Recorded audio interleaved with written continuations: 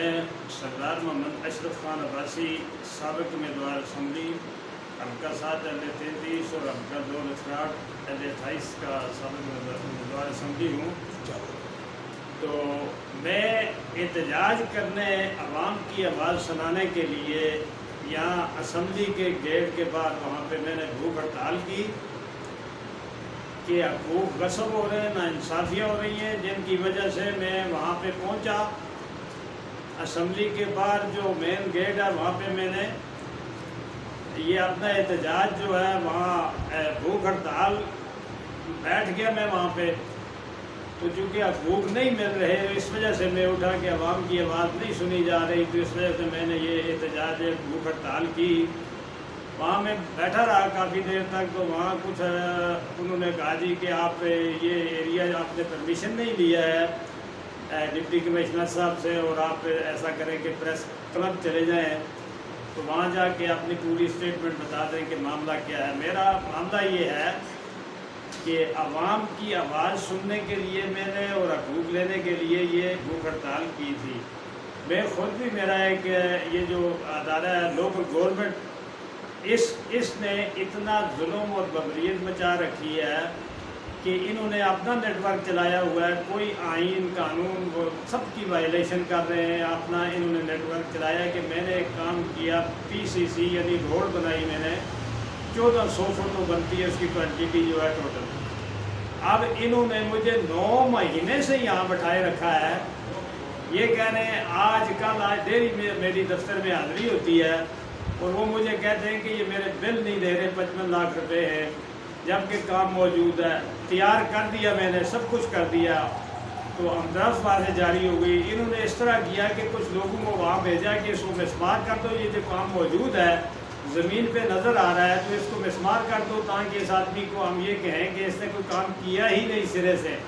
پھر میری جو فائلیں تھیں، اوریجنل فائلیں، جس میں انہوں نے پیمنٹ بھی کی ہے 2,88,000 روپے، یہ جو 1400 فٹ PCC ہے اس کی 2,88,000 روپے انہوں نے پیمنٹ کی ہے۔ باقی جو پیسے رہتے ہیں 52 لاکھ روپے، اس کے لیے انہوں نے مجھے اتنا بڑا میرے ساتھ ناانصافی اور ظلم کیا ہے کہ 9 مہینے سے یہاں میں ہوٹلنگ کر رہا ہوں، ہوٹل پہ ادھار 4 لاکھ روپے ہوٹل والے کے میرے سر پہ چڑھ گئے، تو کوئی سننے والا نہیں ہے بات۔ اس وجہ سے میں نے بھوک ہڑتال کی تھی کہ کوئی آواز سننے والا ہو، بغیر میڈیا کے کوئی آواز سنتا نہیں ہے۔ تو میڈیا اگر نہ ہو تو یہ پاکستان کے آدھے لوگ ختم ہو جائیں گے، یا آزاد کشمیر کے ان لوگوں کو تو کوئی پوچھے گا بھی نہیں۔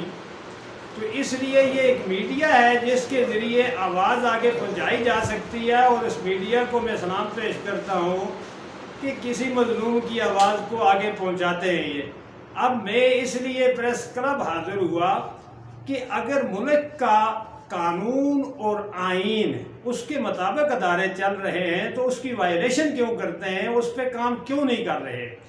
یعنی ایک آدمی کا حقوق وہ دے نہیں رہے، اور اسمبلی والے جو ہیں ماشاءاللہ، اسمبلی سپریم لا کا ادارہ ہے، میں بھی سابق امیدوار اسمبلی ہوں، تو یہ ووٹ لینے کے بعد کسی عوام کی آواز سنتے تک نہیں ہے۔ تو یہ چیز تو آئین تعزیرات پاکستان میں نہیں ہے موجود سرے سے کہ آپ آواز ہی نہ سنیں، اور آپ پراڈو گاڑیوں پہ بیٹھ جائیں اور کسی کو نیچے چلتے پھرتے آدمی کو کیڑا مکوڑا سمجھے، پہلے ووٹ لینے کے وقت پاؤں پڑے تو اس کے بعد اس کو کیڑا مکوڑا سمجھے، یہ تو کوئی دنیا کا قانون ہے نہیں ہے سرے سے۔ تو اس وجہ سے سوال پیدا نہیں ہوتا کہ قانون اور آئین پہ کوئی چل رہا ہو۔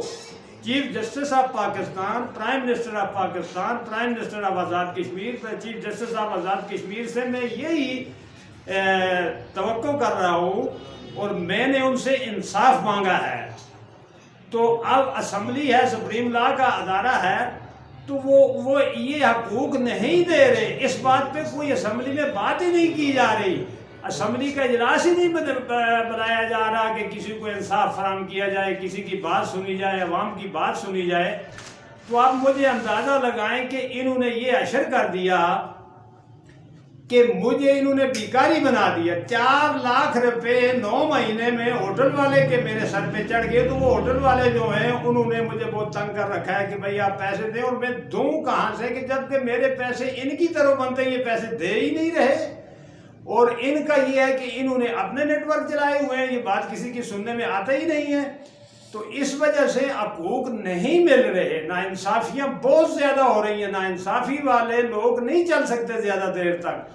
اب تو میں کیسے آواز پہنچاؤں ایوان اقتدار تک؟ یہ میڈیا کے ذریعے میں آواز پہنچا سکتا ہوں، اس کے علاوہ میرے پاس اور کوئی ذرائع ہے نہیں۔ میری اپیل ہے سیکرٹری لوکل گورنمنٹ صاحب سے اور ایکسین جو لوکل گورنمنٹ کے ہیں، اے سی ہیں، ان سے میری اپیل ہے کہ مجھے یہ حقوق دیا جائے۔ اور چونکہ اس کی کوانٹیٹی انہوں نے خود نکالی ہے، یہ بل جو 1400 فٹ PCC ہے میں نے نہیں بنایا، یہ ان لوکل گورنمنٹ والوں نے بنایا ہے۔